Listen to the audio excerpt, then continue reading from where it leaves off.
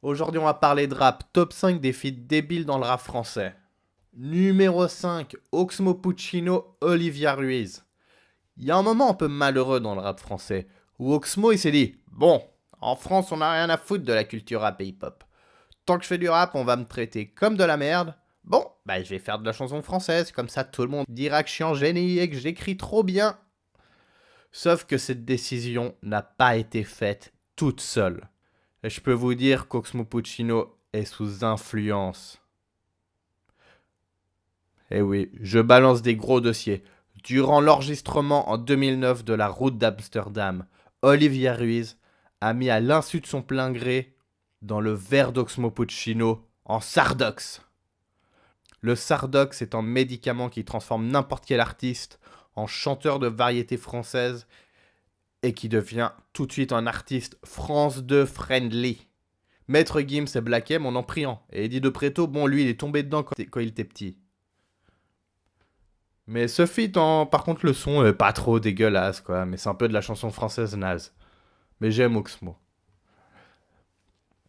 Numéro 4. Bernard Tapie, Doc Gynéco. Eh ouais, Nanar et le Doc. Ça me fait penser à Doc Nanar ça. Eh ouais, quand Doc Gynéco était sur le toit du monde après avoir inventé le rap variette, le Doc se dit qu'il en veut toujours plus. Et il va chercher ce putain de Bernard Tapie pour faire un featuring.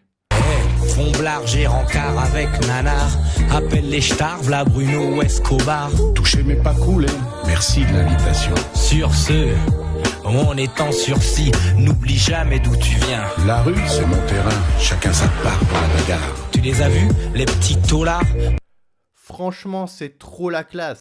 Maintenant, j'attends avec impatience le feat Nasser PNL ou Hero Joule, ou avec un mec un peu plus politique, en feat Jean-Michel Aulas Al Capote. Numéro 3, Vald et Lorenzo. On aime tous Vald. Vous savez, ce rappeur très populaire dans les années 2010. Mais on oublie souvent ce featuring avec Lorenzo, plus connu maintenant sous son vrai nom, Jérémy Serrandour, qui après l'album et le film Lorenzo, qui a vu son public mais qui s'est fait défoncer par la critique, va voir sa carrière s'éteindre après avoir joué dans le deuxième film de BHL, Excédent de bagages, un film retraçant l'histoire de Kadhafi et Sarkozy, en Nicolas Sarkozy, donc joué par Jérémy Serrandour. Mauvais plan, gars. Numéro 2, Ariel Dombal et Mokobé. Et ouais, on a parlé de BHL.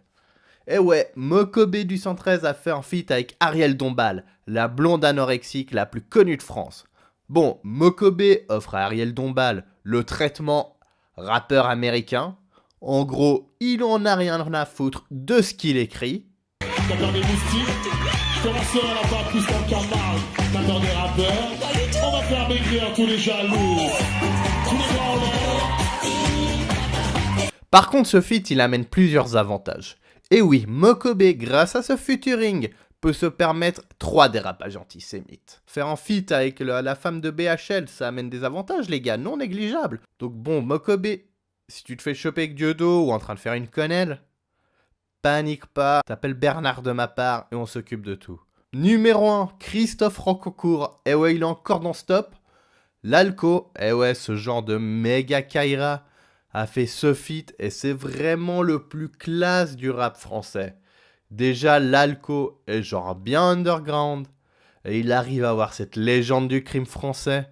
Et bordel, Christophe Rancourt qui raconte sa vie en slamant, c'est plus cool que la carrière entière de Grand Corps Malade.